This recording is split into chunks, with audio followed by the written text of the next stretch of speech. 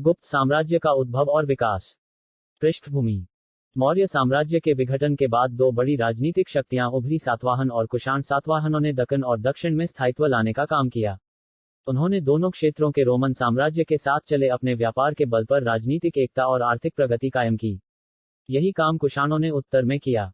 इन दोनों साम्राज्यों का ईसा की 3री सदी के मध्य में अंत हो गया। कुषाण साम्राज्य के खंडहर पर नए साम्राज्य का प्रादुर्भाव हुआ, जिसने कुषाण और सातवाहन दोनों के पिछले राज्य क्षेत्रों के बहुत बड़े भाग पर आधिपत्य स्थापित किया। यह था गुप्त साम्राज्य। गुप्त मूलतः वैश्य रहे होंगे। गुप्त साम्राज्य उतना विशाल तो नहीं था जितना मौर्य साम्राज्य, फिर भी इसने सारे उत्तर भारत को 335 ईशून्य से 455 ईशून्य तक राजनीतिक एकता के सूत्र में बांधे रखा। ईसा की 3री सदी के अंत में गुप्त वंश का आरंभिक राज्य उत्तर प्रदेश और बिहार में था। लगता है कि गुप्त शासकों के लिए बिहार की अपेक्षा उत्तर प्रदेश अधिक महत्व का क्षेत्र था, क्योंकि आरंभिक गुप्त मुद्राएं और अभिलेख मुख्यतः इसी राज्य में पाए गए हैं। यदि हम कुछ एक सामंतों और स्वतंत्र व्यक्तियों की बात छोड़ दें जिनके अभिलेख अधिकतर मध्य प्रदेश में पाए गए हैं, तो गुप्तकालीन पुरावशेषों की उपलब्धि की दृष्टि से उत्तर प्रदेश सबसे समृद्ध स्थान सिद्ध होता है। इसलिए उत्तर प्रदेश से ही गुप्त शासक कार्य संचालन करते रहे और अनेक दिशाओं में बढ़ते गए। संभवतः वे अपनी सत्ता का केंद्र प्रयाग को बनाकर पड़ोस के इलाकों में फैलते गए। संभवतः गुप्त लोग कुषाणों के सामंत थे और लगता है थोड़े ही दिनों में उनके उत्तराधिकारी बन बैठे। बिहार और उत्तर प्रदेश में अनेकों जगह कुषाण पुरावशेषों के ठीक बाद गुप्त पुरावशेष मिले हैं।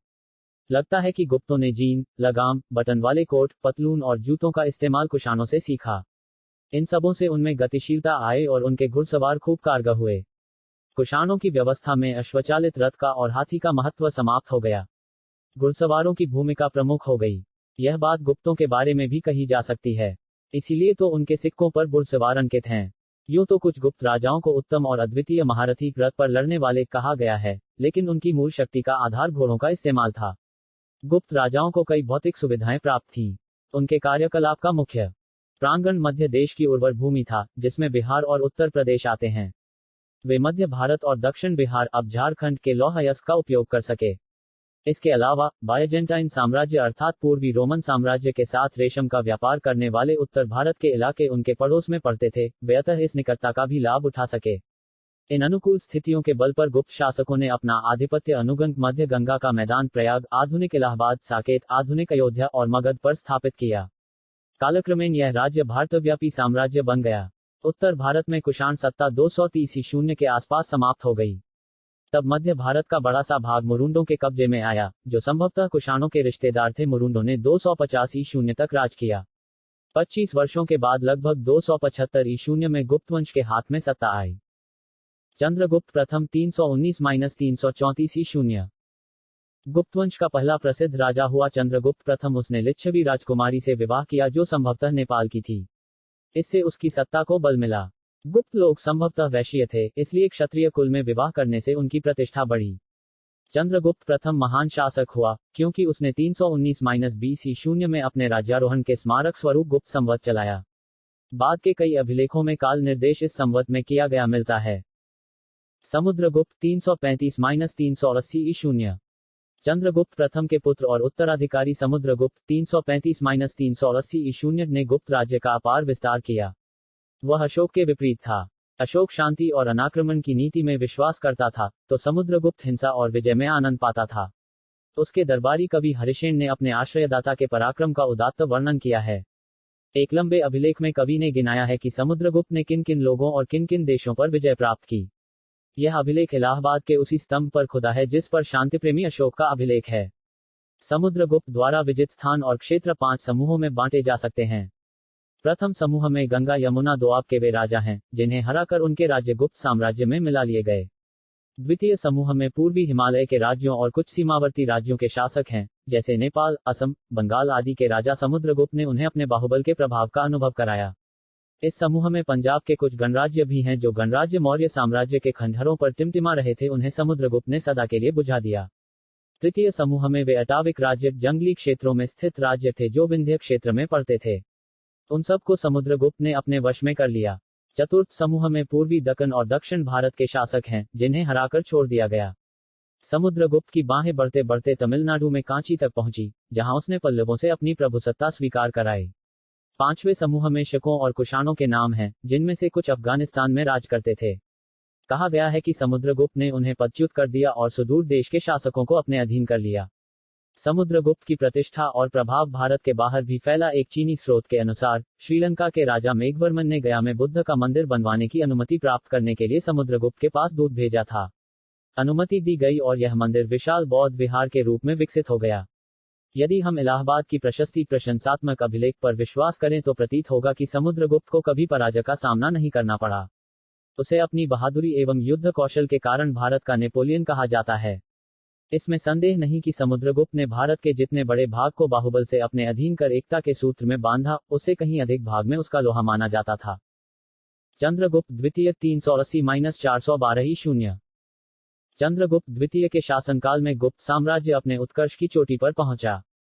उसने वैवाहिक संबंध और विजय दोनों के सहारे साम्राज्य की सीमा बढ़ाई। चंद्रगुप्त ने अपनी कन्या प्रभावती का विवाह वाकाटक राजा से कराया, जो ब्राह्मण जाति का था और मध्य भारत में शासन करता था। उसके मरने के बाद उसका नाबालिग पुत्र उसका उत्तराधिकारी हुआ। इस प्रकार प्रभावती स्वयं वास्तविक शासिका हुई। भूमिदान संबंधी उसके अभिलेख, जिनकी लिपि पर गुप्तकालीन प्राच्य शैली का प्रभाव है, बतलाते हैं कि प्रभावती अपने पिता के हित में काम करती थी। इस प्रकार मध्य भारत स्थित वाकाटक राज्य पर अप्रत्यक्ष रूप से अपना प्रभाव जमा कर चंद्रगुप्त द्वितीय ने पश्चिमी मालवा और गुजरात पर प्रभुत्व कायम कर लिया और वहां 400 साल पुराने शक क्षत्रपों के शासन का अंत किया। इस वजह से चंद्रगुप्त को पश्चिमी समुद्र तट मिल गया, जो वाणिज्य व्यापार के लिए मशहूर था। इससे मालवा और उसका मुख्य नगर उज्जैन समृद्ध होता गया। लगता है चंद्रगुप्त द्वितीय ने उज्जैन को द्वितीय राजधानी बनाया। दिल्ली में कुतुब मीनार के पास खड़े एक लौह स्तंभ पर खुदे हुए अभिलेख में चंद्र नामक किसी राजा का कीर्ति वर्णन किया गया है। यदि इस चंद्र को चंद्रगुप्त द्वितीय मान लिया जाए तो यह कहा जा सकता है कि उसने गुप्त साम्राज्य का प्रभुत्व पश्चिमोत्तर भारत में और बंगाल के काफी भाग में भी स्थापित किया। परंतु इस पुरालेखीय राजप्रशस्ति में अतिरंजन मालूम होता है। द्वितीय ने विक्रमादित्य की उपाधि धारण की। यही उपाधि इससे पूर्व 57 ई 0 में उज्जैन के शासक ने भी पश्चिमी भारत में शक क्षेत्रपों पर विजय पाने के उपलक्ष्य में धारण की थी। चंद्रगुप्त द्वितीय का उज्जैन स्थित दरबार कालिदास और अमर सिंह जैसे बड़े बड़े विद्वानों से विभूषित था। चंद्रगुप्त के समय में ही चीनी यात्री फाहियान 399-414 ई 0 भारत आया और यहाँ के लोगों के जीवन के बारे में विस्तृत विवरण लिख गया। गुप्त साम्राज्य का पतन। चंद्रगुप्त द्वितीय के उत्तराधिकारियों को ईसा की 5वीं सदी के उत्तरार्ध में मध्य एशिया के हुनों के आक्रमण का सामना करना पड़ा। आरंभ में तो गुप्त सम्राट स्कंदगुप्त ने हुनों को भारत में आगे बढ़ने से रोकने के लिए जोरदार प्रयास किया, लेकिन उसके उत्तराधिकारी लोग कमजोर ठहरे और आक्रमणकारी हुनों के सामने टिक नहीं पाए। हुन घुड़सवारी में बेजोड़ थे और शायद धातु के बने रकाबों का इस्तेमाल करते थे। वे तेजी से बढ़ सकते थे और उत्तम धनुर्धर होने के कारण न केवल ईरान में बल्कि भारत में भी खूब सफल हुए होंगे। 485 ई 0 में आकर हुनों ने पूर्वी मालवा को और मध्य भारत के बड़े हिस्से को अपने कब्जे में कर लिया, जहां उनके अभिलेख पाए गए हैं। पंजाब और राजस्थान जैसे बीच के इलाके भी उन हुनों के अधिकार में चले गए। इसके फलस्वरूप 6ठी सदी के आरंभ में गुप्त साम्राज्य बहुत ही छोटा हो गया। मालवा के औलिकर सामंत वंश के यशोधर्मन ने जल्द ही हुनों की सत्ता को उखाड़ फेंका और उसने गुप्त शासकों की सत्ता को भी चुनौती दे दी तथा सारे उत्तर भारत में अपना प्रभुत्व स्थापित करने के उपलक्ष्य में 532 ई 0 में विजय स्तंभ खड़े किए। यशोधर्मन का शासन टिका तो नहीं, लेकिन उसने गुप्त साम्राज्य को हिलाकर छोड़ दिया। करद सामंत राजाओं ने सर उठाकर गुप्त साम्राज्य को और भी दुर्बल बना दिया। गुप्त सम्राटों की ओर से उत्तरी बंगाल में नियुक्त शासनाध्यक्षों ने और समतट अर्थात दक्षिण पूर्व बंगाल के सामंतों ने अपने को स्वतंत्र बनाना शुरू कर दिया। मगध के परवर्ती गुप्त शासकों ने बिहार में अपनी शक्ति जमाई। उनके साथ ही साथ मौखरी वंश के लोगों ने बिहार उत्तर प्रदेश में राजसत्ता स्थापित की और कन्नौज को राजधानी बनाया। लगता है कि 550 ई 0 के आते आते बिहार और उत्तर प्रदेश गुप्त शासकों के हाथ से चले गए।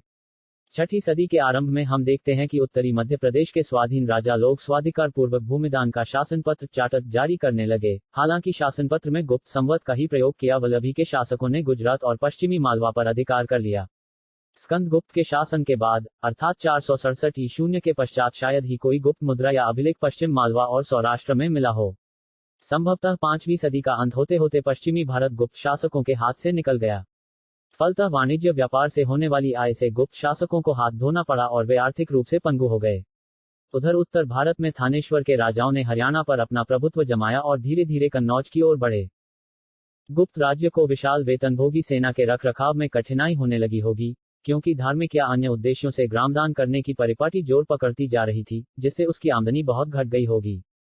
विदेश व्यापार के ह्रास से भी उसकी आय कम हुई होगी। पता चलता है कि रेशम बुनकरों की एक श्रेणी व्यवसायी संघ 473 ईशून्य में गुजरात से मालवा चली गई और वहां उन बुनकरों ने अन्य पेशे अपना लिए। इससे प्रकट होता है कि वे जो कपड़ा तैयार करते थे उसकी मांग खत्म सी हो गई थी। धीरे धीरे गुजरात में व्यापार का लाभ समाप्त हो गया। 5वीं सदी के मध्य के बाद गुप्त राजाओं ने अपनी स्वर्ण मुद्राओं में शुद्ध सोने का अनुपात घटाकर उसे किसी भी तरह जारी रखने की बेतहाशा कोशिश की, पर इससे कोई लाभ नहीं हुआ। यद्यपि गुप्त सम्राटों का शासन 6ठी सदी के बीच तक किसी न किसी तरह चलता रहा, तथापि साम्राज्य की महिमा लगभग 100 साल पहले ही समाप्त हो चुकी थी।